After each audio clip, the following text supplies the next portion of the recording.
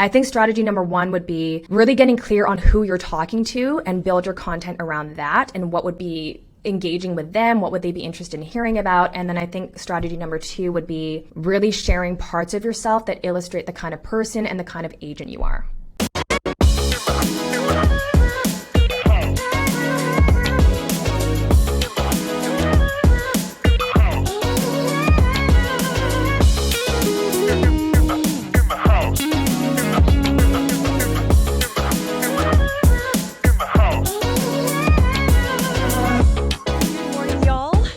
Tuning in. I'm Gina Bourne. I'm Toni Singh. And we are here with Gina Bourne of the Bourne Group. How are you doing, Gina? I'm doing so wonderful. So excited to be here, ladies. We've been meaning to have you on our show for a few months now, and you're super busy and you have a family. So we're so happy you're able to join us this time. We'll be releasing your episode in a few weeks, but I wanted to touch base. Let's ask the very first question before we always forget this question. What is your spirit animal? Ooh, I've been asked this before, and I feel like my spirit animal changes. I want to say right now, it's a lion. Ooh. I feel like I'm stepping into, I don't know if you guys are into astrology at all. I've just started learning a little bit more about it. I've only really ever known about my sun sign, which is like you're based off of your birthday, but you have a moon sign, and my moon sign is Leo. And it kind of makes sense now that I've understood a little bit more about that I do have Leo tendencies that are, leadership and those kinds of things. And so I'm stepping into my Leo. Gina, we had a conversation in 2020. I was kind of going back in our notes, and you were asking me about starting a team. So let's walk our listeners through how you started the business, when you started as a solo agent, and take us through all these years of now you and your team. I love this question because I think we don't reflect enough on how far we've come. And I've been thinking a lot recently about this, of just remembering that first day I passed my exam. I actually found one of my notebooks, and I was actually writing down some future journal entries and my, just things that I was trying to create in my life. And it was like, I'm going to pass the exam. I'm going to have, clients. I'm going to have a team one day. And it was just so crazy to look back. That was probably 8 years ago. And just to see how it all has all come together. So I got my license actually before I was pregnant. So that was in 2014, but I didn't actually start using it until after I had my baby. So she was 10 months old when I first got into the industry, which if I knew what I was getting into, I don't know that I would have done it, simply because I would have thought it wasn't possible. I really didn't understand what the schedule was going to be like. I just didn't know what to expect. I've been in sales forever. I'm like, I can do this. This is fine. But once you get into it, it's so demanding. You guys know.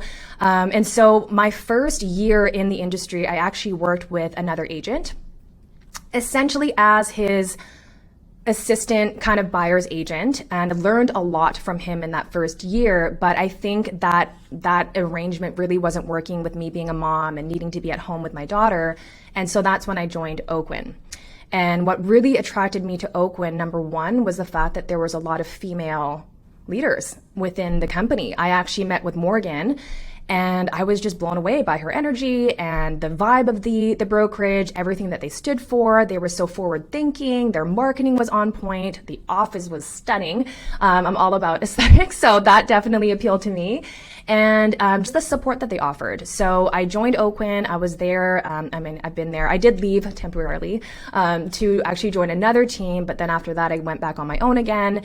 And essentially, my business just got to the point where you just don't have enough time to do it all. I think that I kind of reached this peak point. I kept trying to do it on my own. There's always a little bit of resistance, I feel, for a lot of agents before they hire that assistant. You're kind of in this in-between phase of, I need an assistant, but not all the time. And there's a bit of fear and scarcity mindset around, well, if I hire them, what if I can't pay them later? What if I don't have enough hours? So I actually do a lot of coaching, and my coach essentially told me at that point, you just have to hire an assistant. And it just kind of gave me that push to just pull that trigger and do that. And best decision ever. And actually, my assistant and my first team member actually started on the exact same day, which was not planned, but it actually worked out perfect. So that's kind When of did you my hire? arc. When did you hire your assistant and first team member? Because I actually remember a few years ago, you and I used to have, we would meet or have the coffee Zoom meetings during COVID. Mhm. So when did you actually make the hires? October 6th or 4th, I can't remember which exact day, but early October 2020 was when they started. Amazing. And I remember hearing that a lot of realtors go through the same process. Like you kind of said, it's like, should I, shouldn't I? And then you get to that point where it's like, maybe I need to hire help. And then you do. And then the business just explodes. Hmm. Mhm. So a lot, our listeners might not know you personally yet, but they're going to. You're an awesome, awesome mom, entrepreneur, and there's just so many great things that we could say about you. But I guess tell us a little bit about your daughter, Emmeline. How old is she, and how has being a mom kind of helped shape you in your growth, both professionally and entrepreneurial? I love this question too. I mean, I feel like my daughter has been the biggest teacher of my life, and people always say that, but when you become a mom and it actually happens to you, you're like, yeah, that I can see why, because she's really this mirror, right? That reflects back to me how I treat myself, because I'm trying to set this example for self-compassion, forgiveness, self-forgiveness, believing in yourself. And in trying to teach her that, it was very apparent to me how I don't do that for myself. But to answer your question, she's 7 now. So, it's been interesting having her in this industry. I mean, I'm lucky because she's very outgoing. So she likes to come to work with me. She's very curious about real estate terms. She asks me what subject to sale means. She wants to know, did they remove subjects? Did you get subject free? She's so cute, and she'll come with me to showings. And she brings her little clipboard, and she used to do tours with some people, and she would count the number of chairs in the house.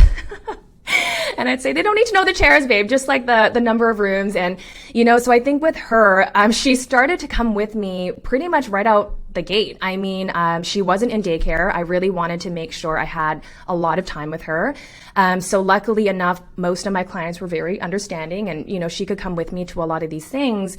But I think, again, having that child is this reflection back of how am I managing my time?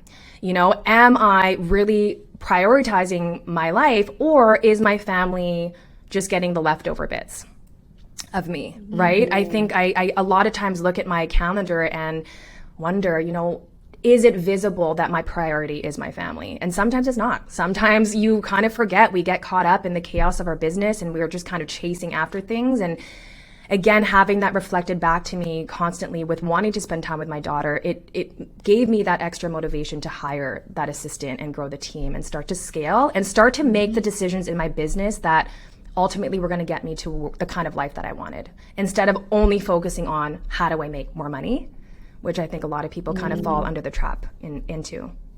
Yeah, good, great self-reflection. Mhm. A little bit about the self-reflection. When you joined the team, when you left Oakwyn, how did you find it not working for you? Like, where did you draw that aha moment um, for you to just move on your own? I think the main reason was honestly the distance. I ended up joining a brokerage that was in West Vancouver. I love everyone that I work with on the team. We learned so much from each other. This synergy is actually what I was looking for, right? That camaraderie, the support. I was at a point in my business where I really was drowning. I wanted some help, and it made a lot of sense. I also loved that it was an all-female team, and so a lot of things did make sense. But I think after a while, when you're starting to work in your business, you get to a point again where you're like, does it make sense for me to be driving 2 hours? To be doing this? And again, I looked at my schedule, and that 2 hours could have been used doing so many other things, spending time with my kid, building my business in other ways. So for me, it was more, I guess, circumstantial, just the location wise, it just didn't really make sense anymore. And then I went back on my own, went to Oakwyn, and it was kind of like, okay, I guess I'm going to just keep trying to do this on my own. And things just kind of fell into place from there. And yeah, talking Mhm. about the distance, you're primarily in Fraser Valley area. So let's talk about the type of clients you work with. I'm assuming, Langley is kind of your specialty.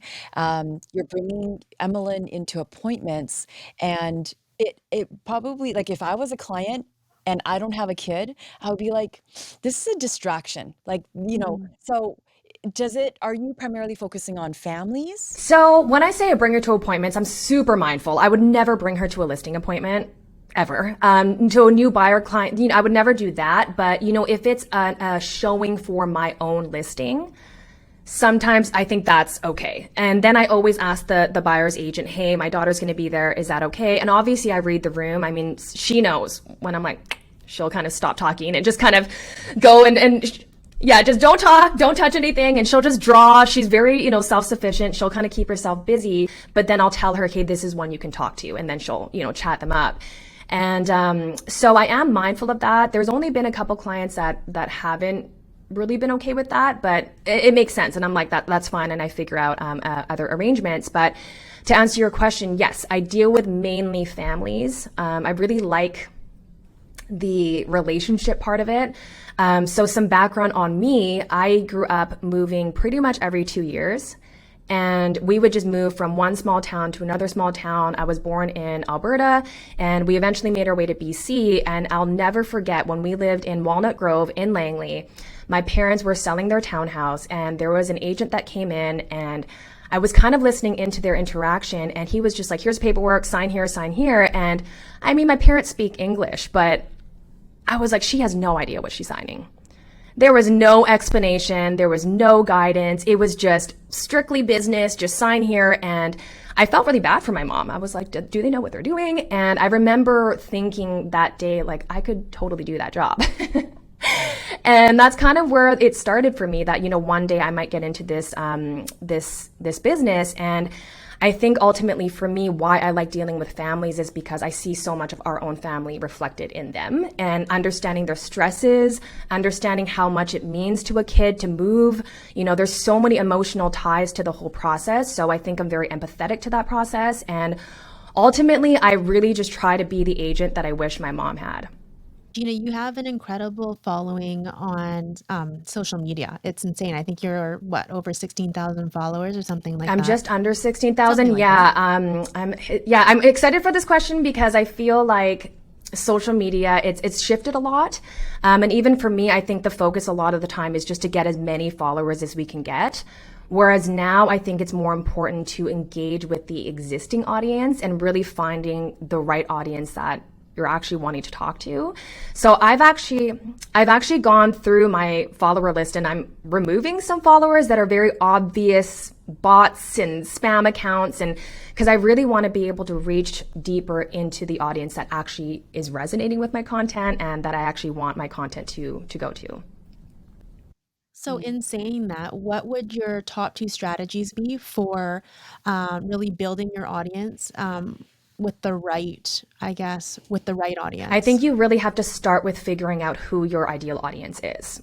Figuring out what is their pain points, what are the things that they're doing, what are they going to resonate with. I mean, for me, because I'm dealing with families and a lot of people that are my own age, even like nostalgic posts that they can kind of respond to, but then of course posting mom content about my daughter, also then sharing sides of yourself that kind of illustrate what kind of person you are.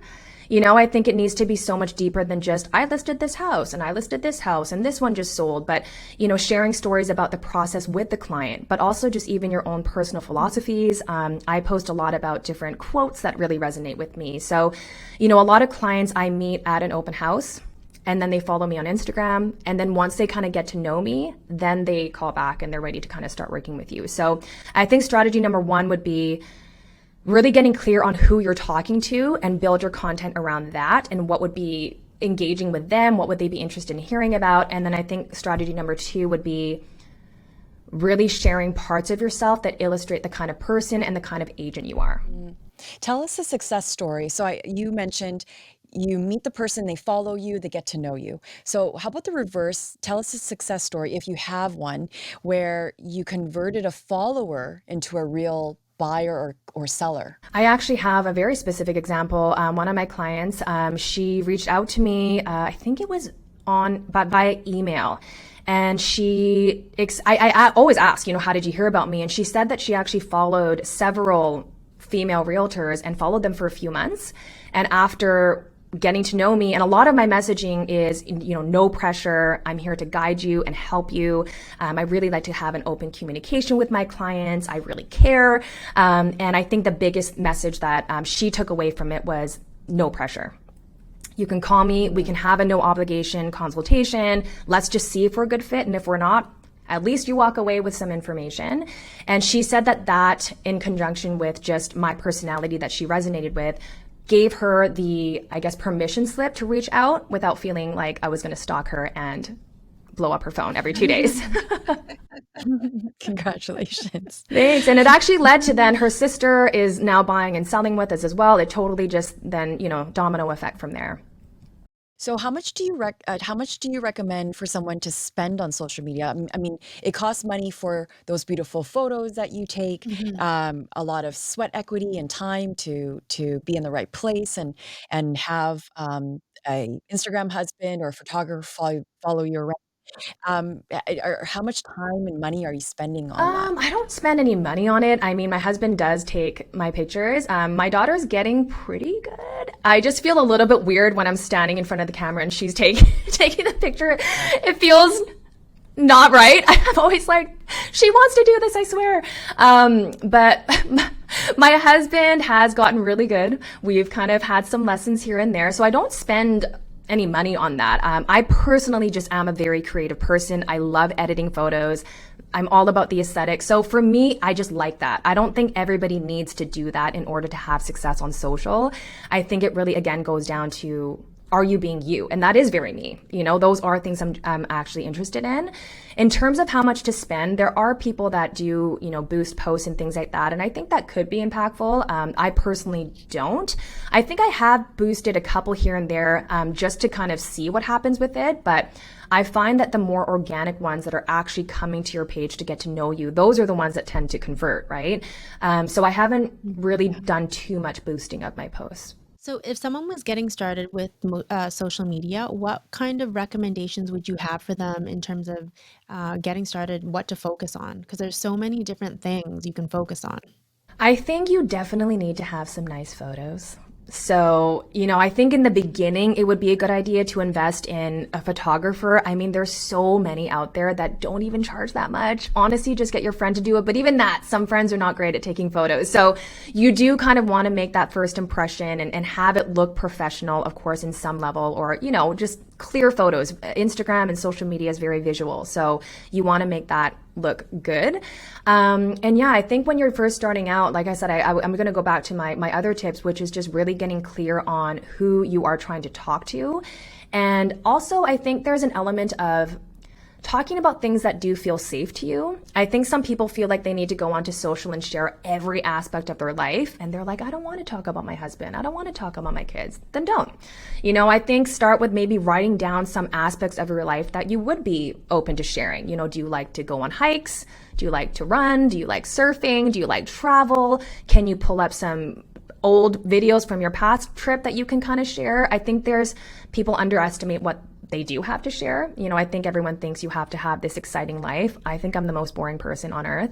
But people resonate with just the normal life stuff. I feel like some of my best performing content, quote unquote, is very relatable. Honestly, my daughter is probably the biggest star of my channel.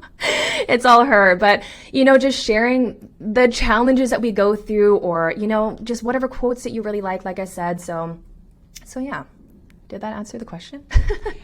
Let's talk about the female aspect of this business. You have an all-female team. You joined a female team in West Van, and you joined Oakwind because there's the Woo group and the community of female leaders. Why is it so important to you? I just think there needs to be more representation. I also think there needs to be more women inclusive workspaces.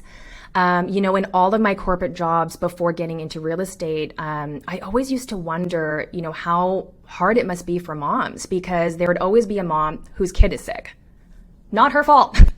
But she's being penalized, right? She's now in trouble. She now is stressed every time her kid gets sick. She feels bad. Am I going to get fired? Am I going to get written up? And I always just thought there has to be another way. And then when I had a baby, I definitely felt a level of, I can't really share that I can't do this because I have to be with my daughter. I felt like I wasn't allowed to say I can't make it to this appointment because I have to go breastfeed her. It felt very, if you said that, then they would think you're not going to be able to do your job properly. Whereas I felt like a very unfair imbalance. Whereas when a man would say that, it was like, wow, you're such a good dad. Wow, you're amazing. Like, that's great. Call me back. It was so different. Do you guys agree? So interesting. Yes. I mean, I think it's different now. I can't comment. So I think it's a little bit different now just because the world has shifted a bit and there seems to be a real focus on like values. What is important to you individually and as a collective family unit? Whereas before it was more masculine based energies, like it was unacceptable. So I also would bring Antonio with me to some appointments, but I was very cautious and choosy, right, with which ones, because in that realm, most clients probably wouldn't want to have a child there. So only with certain clients I would, and depending on the appointment. But I do think it's different now. Yeah, same thing. Now my daughter barely comes with me because she's obviously in school, but on summer break, she's with me all the time. So now we've got a different flow. I'm able to kind of control my schedule a little more so that she's only coming to the ones where the clients actually want her there. I do, because people get to know her on social media, they're like, bring her. But yeah, I agree that I do think it has shifted a lot more. I feel like when I first started in this business, I was just seeking any other mom that was doing this business. And I'm like, how did you do it? But it didn't seem very obvious. There were not a lot of people that I felt like I could talk to. And I know, Toni, you and I definitely talked about that. Johanna Osato, I love her. She was one of the first people, because she had 2 kids. And I remember taking her out for coffee and asking her, how the hell do you do this? And I actually had a couple men at my first brokerage tell me, if you want to have your kid full time, like there's just no way you're going to be able to do this. And I was like, I'll show you. Solutions. This is where, you've got to prove that. How do you recommend someone to dominate their market? Like you've dominated Langley, and I see so many beautiful pictures you've taken at Bedford Landing, and you really have built a really good community of network there. So what are 3 tips that you can give someone who wants to really do hyper focused, like hyper local strategy in a certain area? There's a lot of strategies that agents do, like, farming, door knocking, flyers, things like that. I've never been one to subscribe to those kind of traditional older school ways of marketing. I would say for that, I definitely leaned a lot into social media for that. So I spent a lot of time actually just in the neighborhood. These are genuine places that I love going to. And from doing that and constantly posting about them, I then was able to create stronger relationships with the actual business owners. We did some collaborations together. And so now they're posting about me. And so it kind of starts to create this, I guess, a level of familiarity with people in the community. Some people would say, oh, hey, I saw you in that store in one of their posts and things like that. So people actually know that you do live there. You understand the neighborhood. I don't know if I have 3 specific separate tips, but I would say, the other part I will say is really being, I guess, mindful of what other business you do take. Because in the beginning, when you first start, like one of my first deals was in Nanaimo. I don't even live on the island. When you start, you're like, I'll take anything. Saskatchewan, I'll do it. And so it gets to the point where you then do want to kind of niche into one area. And I think for me, it just made sense. I'm always in Langley. We talked about the whole driving situation, what is the best use of my time? And so then I just was a lot more systematic about not taking as many clients in areas that I don't want to be focusing on as much, and really trying to hone in on the clients and, the referral sources and things like that in the neighborhood that I did want.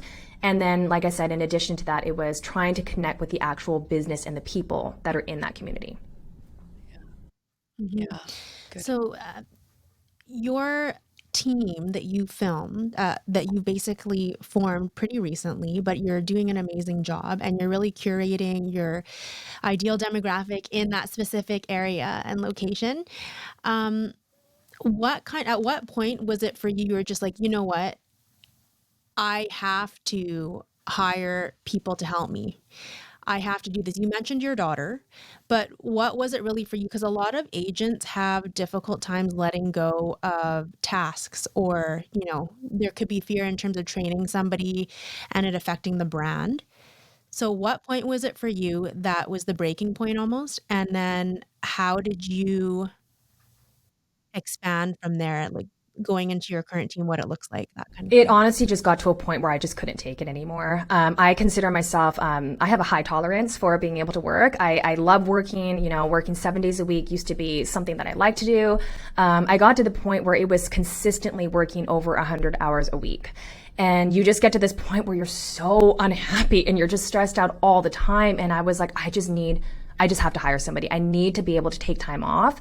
And once I did hire the team, because like I said, it got to the point where I could not handle the amount of business I had. I was starting, you kind of start to notice where you start to take shortcuts, and I don't like to do that. I also had to turn clients away because I couldn't handle them, which no one wants to do.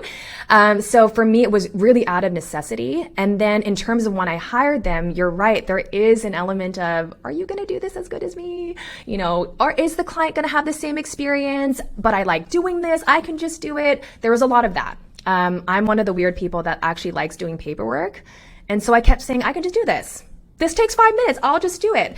And it was really understanding, what am I trading this time for, right? It wasn't just about, I can do this and save the money that I would be spending on paying this person to do it. It's, what can I do with this time instead?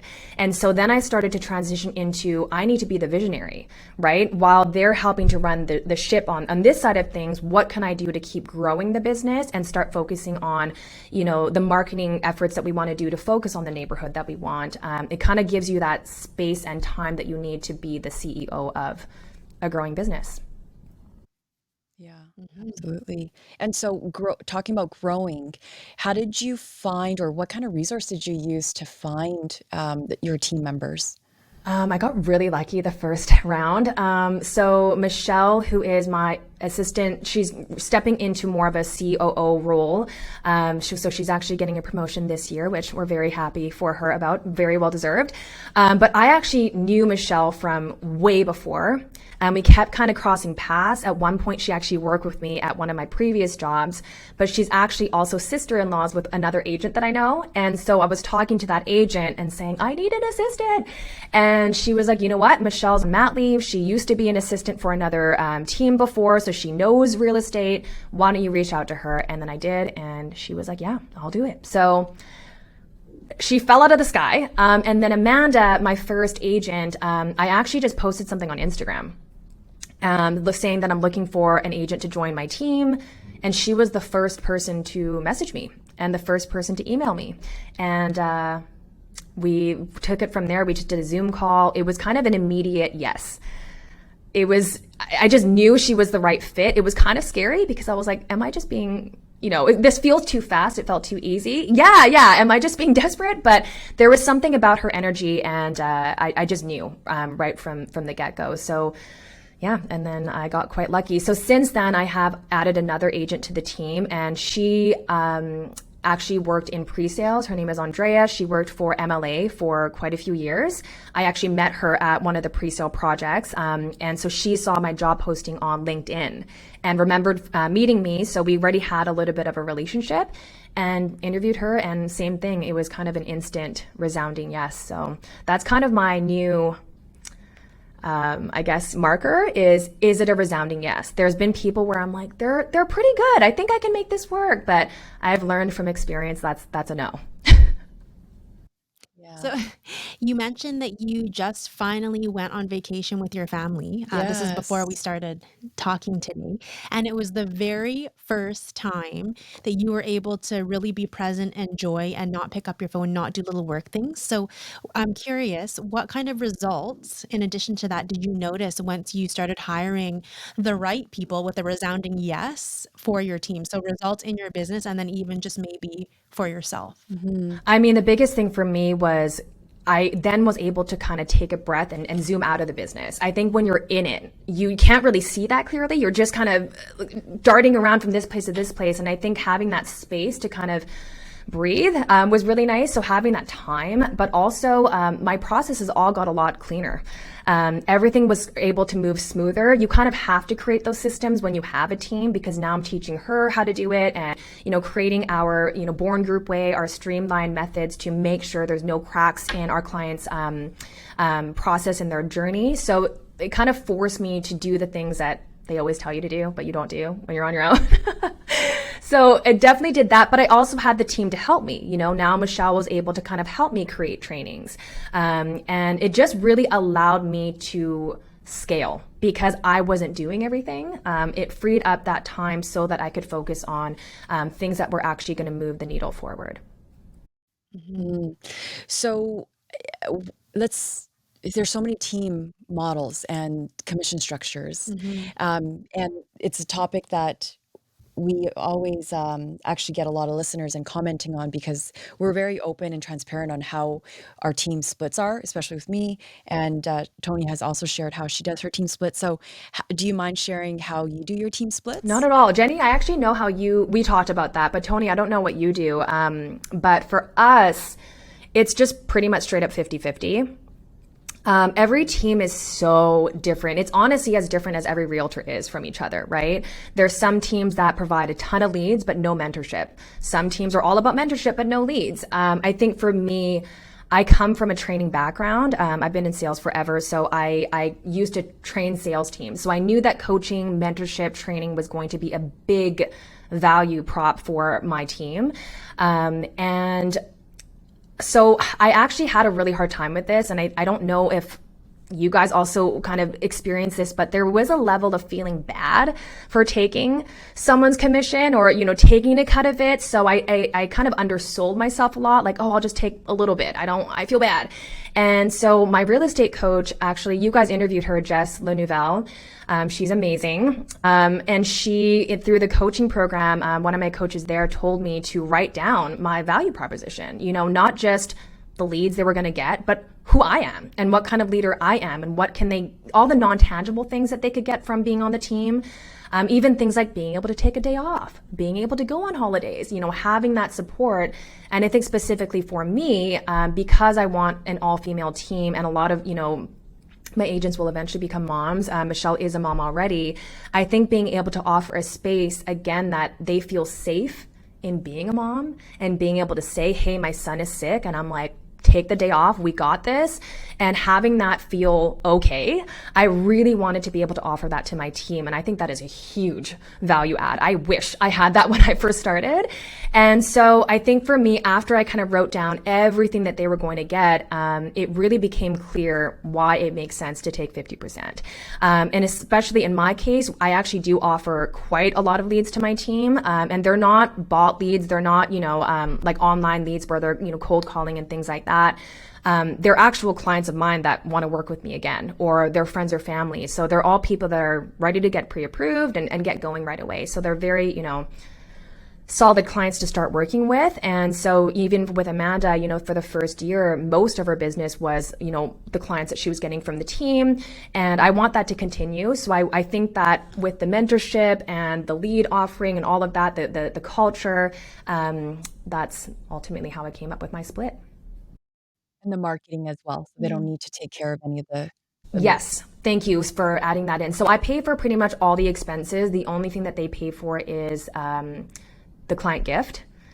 And everything else, their office fees, their headshots, their business cards, all of that stuff. For the listing side, I usually pay for up to $1,000 towards marketing the listing, which is usually enough. If they need a bit more, then we can always talk about that or split the cost on that. Yeah.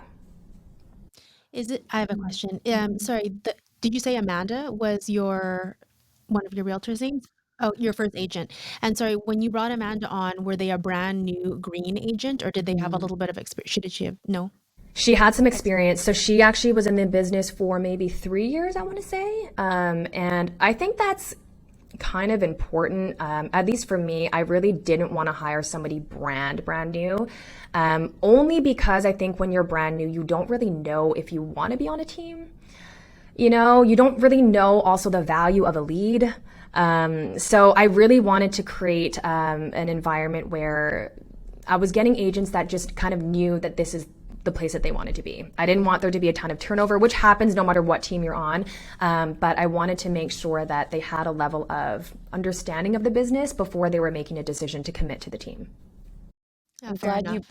I'm glad you brought that up because there's a lot of agents that now I am mentoring as a managing broker, and they often ask, should I join a team or I want to join a team? My first question is, why do you want to join a team? And if their response is, well, I want to learn the systems so I can do it on my own. I'm like, you're never going to be joining a team then in that with that answer. So yeah, good point. Mhm. About buyer's fatigue, I know that, everyone had a great year in the last, like since 2021. How did you overcome? What kind of advice do you have for the agents who are working with primarily buyers who've had buyer fatigue over the past 6 months?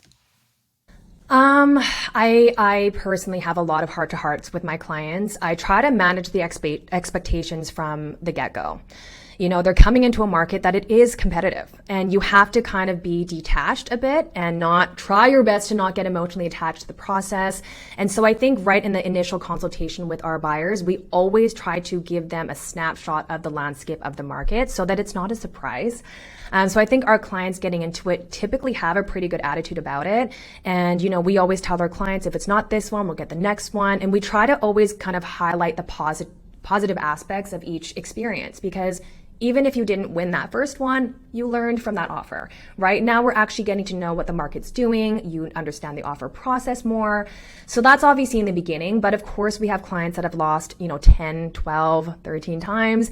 And in those cases, I think it's really important to be in communication with the client to kind of read, how are they feeling? Because sometimes they're actually fine. I have clients that are like, we don't care, we know what'll happen. But then some clients really do start to lay out, this is how I'm feeling. I'm actually super stressed out. Am I ever going to be able to find a place? And I think just kind of being there to hear their concerns kind of just helps them to release that anxiety or stress a little bit. So with our team, we really just try to focus on being a very open communication channel for our clients and trying to be really encouraging, and also just giving them examples of clients who have won in the past, recently, even though they've lost a lot of times, and just trying to, be an optimist, I guess, on their behalf. Yeah, Mhm. positive reinforcement. Mhm. Yeah. So, Gina, as you know, being in the real estate market and a top producing realtor, competition is fierce, no matter where you go. So, how do you set yourself apart from your competition? I really just focus on the kind of clients that I want. And like I said, I really just try to focus on marketing to them. I think in this business, it's very easy to look at the competition. There's a lot of comparison in this industry, especially because we all follow a million realtors. And so you're constantly seeing someone else with their achievements. So I've really tried to not focus on that and just kind of focus on my lane. So what sets me apart, honestly, I think is really just our level of service, our level of care. Every agent does things differently as we've discussed. But what my clients know they're going to get from me is that white glove service over and above. We try to make it as at least stressful as possible. We do all the heavy lifting. We really listen to them. We communicate with them. We want them to ask us a million questions. So I think we've just created this brand and reputation for the kind of agents that are just going to handle whatever comes up. A lot of my clients say things like, you have to use Gina, like she's going to make sure everything goes well. If anyone can do this, it's Gina. If there's kind of a tough listing that they think is not going to sell, they're like, Gina can do it. So I think it's just that there's so much trust between us and our clients that we are going to have their back, and we're not just out to make a paycheck. We're really here to help guide them.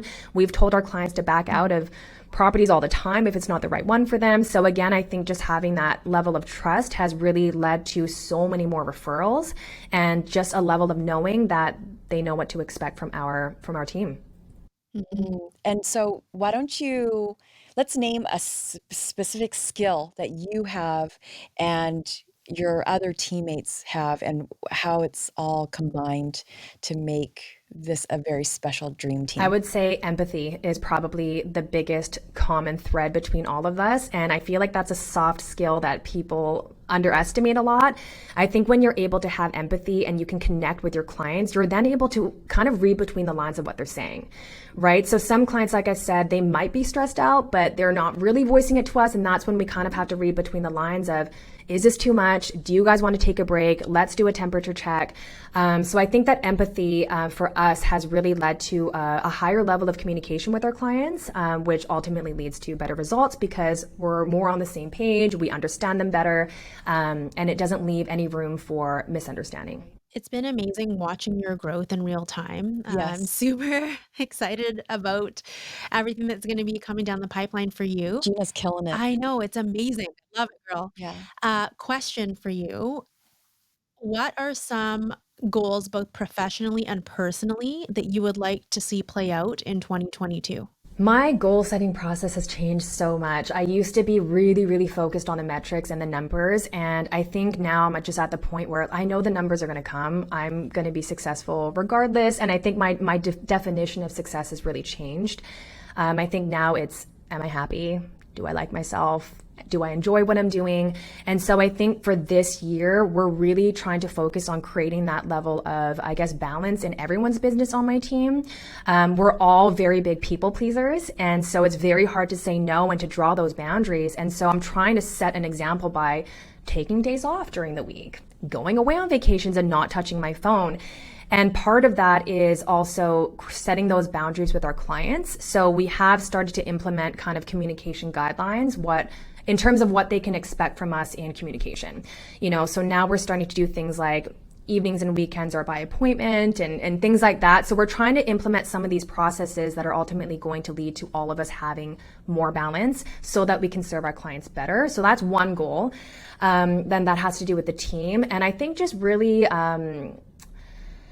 just setting up the team more to be able to handle more capacity and to run their businesses better. So yeah, I don't want to say that there's a monetary goal really. I think it's more about running our businesses in a way that feels good and fits in with our life and helping them to do the same. Because I think that the agents on my team also struggle with that. They don't want to say no and they feel like they need to do everything and they don't think they can take a time off. So helping to change that mindset is a big thing for us on the team right now. Also, I think personally, I think just incorporating more fun time for me, trying to incorporate more family time and really having a close look at what is actually showing up as a priority in my life and how can I continue to make sure that the family and, that is staying a priority. So personally for me, I think that's a big one. That's so wholesome and feels so good. What about your team culture? How would you describe that? Oh man, I love my team. I mean, our Monday morning meetings are always so lit. I mean, we cry a lot. We go deep. One of my coach, actually, one of my favorite quotes from her is, she says that no business problem is not a personal problem, or maybe it's every business problem is a personal problem. And I think that that's so true. Even when it comes to not being able to say no to a client, that's a personal problem. And so we really go deep on those in the Monday morning meetings and things like that. So I think the culture within my team is, we're very caring. We all work super hard. There's a lot of trust. We all have each other's backs. And everyone wants the best for the client. And so I think we all have a very common goal. How do we build this business? How do we work in this business and do what we love while offering the absolute best service to our clients, but also still having a life that we enjoy? And so I think we all have that common goal. And so it's very easy to say, hey, it's Mother's Day or it's my birthday, and they're like, yep, you go, we got this covered. So I think having that, everyone has that common goal, so everyone's willing to chip in when they need to. We're going to finish this segment off and go into our 5 rapid fire questions. I don't know if you ever listened to some of our I know podcasts, I had to go back and but see, I'm like, what else did they ask? To try to prepare, but they're all different. So they are. They are. So let's start off with the first one. Who or what is your biggest inspiration? I would definitely say my daughter. Oh, no. Current or favorite book or podcast?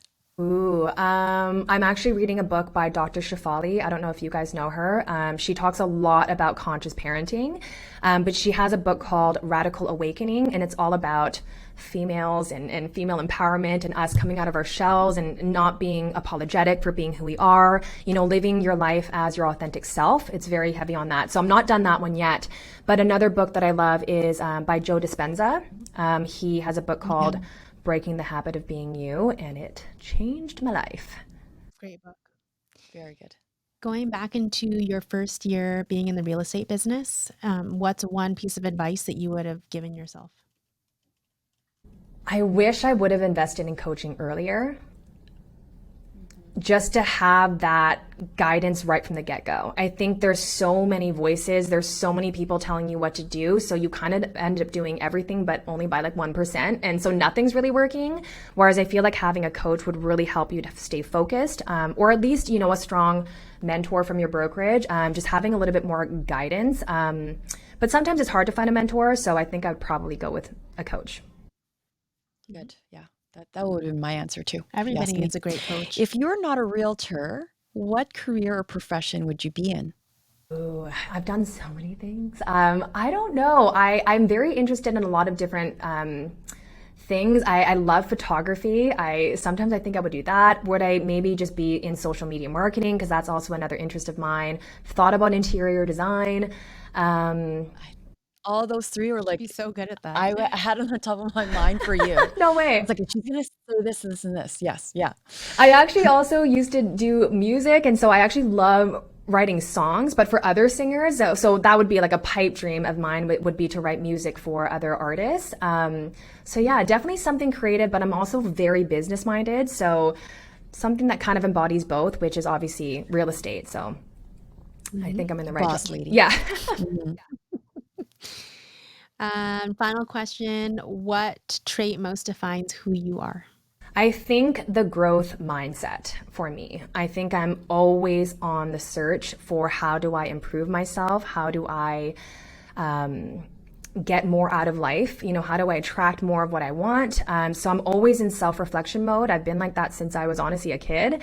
I'm kind of always going inward. And I think honestly, being very self-aware is so key in finding success in anything, because you're able to kind of call yourself out on your own shit, right? You can kind of be honest with yourself and see, okay, this is where I might be, resisting things, or this is where my old patterns might be coming up. So I think this constant pursuit to evolve into the next higher version of myself has been very instrumental in where I'm at now. Where can our listeners find you if they would like to reach out and have a chat with you about real estate or family life? Or joining your team? Yeah. Yes. Oh my gosh. I welcome all messages. I do respond to all of them except for the creepy ones. So you can follow me on Instagram at Gina Bourne, and for all real estate related stuff would be at the Bourne Group, but there's periods in between each word. So it's the.bourne.group on Instagram, and that's where all of our team and real estate related stuff is. Awesome. Thank you, Gina. We appreciate you spending time with us. I know you're so busy, but let's when we have let's all 3 of us We get should all together. get Please, together. I would Yeah. love that. I think like so much energy and synergy, like so much creativity would come out of it. I just got goosebumps. Oh, Yes. Let's do it. We can all meet at the new brokerage. yes. Well, no, I want some more fun, like high tea or something. Okay, let's go for high tea. And then we'll go to her brokerage And another then day. come to Perfect. Okay. Perfect. Bye, Gina. Thank you, Gina. See you later.